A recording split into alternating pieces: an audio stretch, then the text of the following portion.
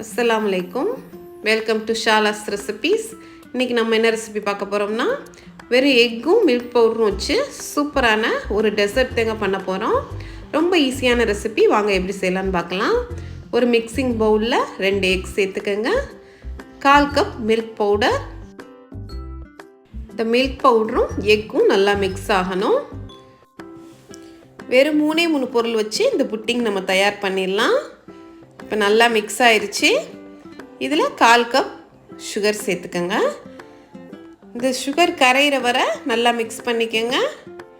அவ்வளோதாங்க. இது மட்டும்தான் இன்க்ரீடியன்ட்ஸ். நமக்கு அகர் எதுவுமே இல்லாமல் நம்ம எக்கை வச்சு சூப்பரான டெசர்ட் பண்ணிடலாம்.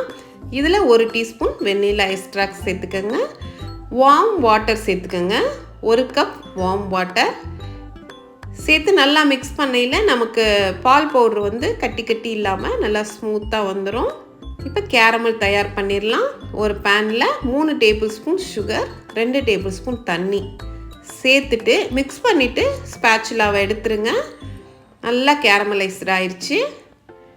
இப்போ இதை நம்ம ஒரு பேனில் மாற்றிடலாம். நான் 5 இன்ச் பேன் எடுத்திருக்கேன். அதில் இந்த கேரமலை சேர்த்துடலாம்.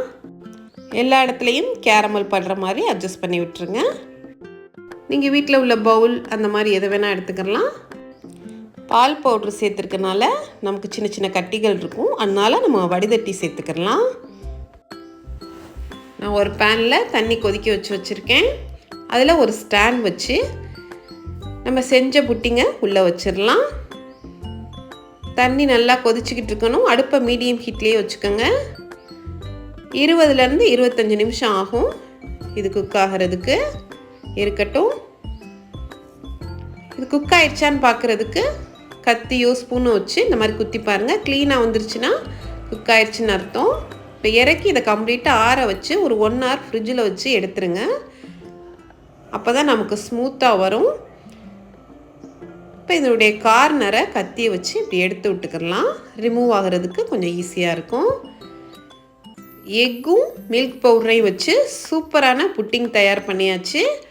அவ்வளோ டேஸ்ட்டாக இருக்குங்க. வாயில் வச்சோன்னே கரைஞ்சி போயிடும். கண்டிப்பாக ட்ரை பண்ணி பாருங்கள். ரொம்ப ஈஸியான ரெசிபியும் கூட. சாப்பிட்றதுக்கு அவ்வளோ அருமையாக இருக்கும். இப்போ கட் பண்ணுறேன் பாருங்கள். கத்தியை வச்சோன்னு உள்ளே இறங்குது பாருங்கள். பட்டர் மாதிரி இருக்கும். இன்க்ரீடியன்ட்ஸ் ரொம்ப அதிகமாக கிடையாது. ரொம்ப ஈஸியான ரெசிபியும் கூட. பாருங்கள், இப்போ கட் பண்ணி காமிக்கிறேன். அவ்வளோ ஸ்மூத்தாக இருக்குது. பார்க்கும்போதே உங்களுக்கே தெரியும். ஃப்ரிட்ஜில் வச்சு சர்வ் பண்ணுங்கள். இந்த கேரமலைஸ்டு புட்டிங் மேலே நீங்கள் ஊற்றி சர்வ் பண்ணையில் அவ்வளோ அருமையாக இருக்கும். கண்டிப்பாக ட்ரை பண்ணி பாருங்கள். இந்த ரெசிபி உங்களுக்கு பிடிச்சிருந்துச்சின்னா லைக் பண்ணுங்கள், ஷேர் பண்ணுங்கள், சப்ஸ்கிரைப் பண்ணுங்கள். இன்ஷா அல்லாஹ் நெக்ஸ்ட் வீடியோவில் பார்ப்போம். தேங்க்ஸ் ஃபார் வாட்சிங். பாய்.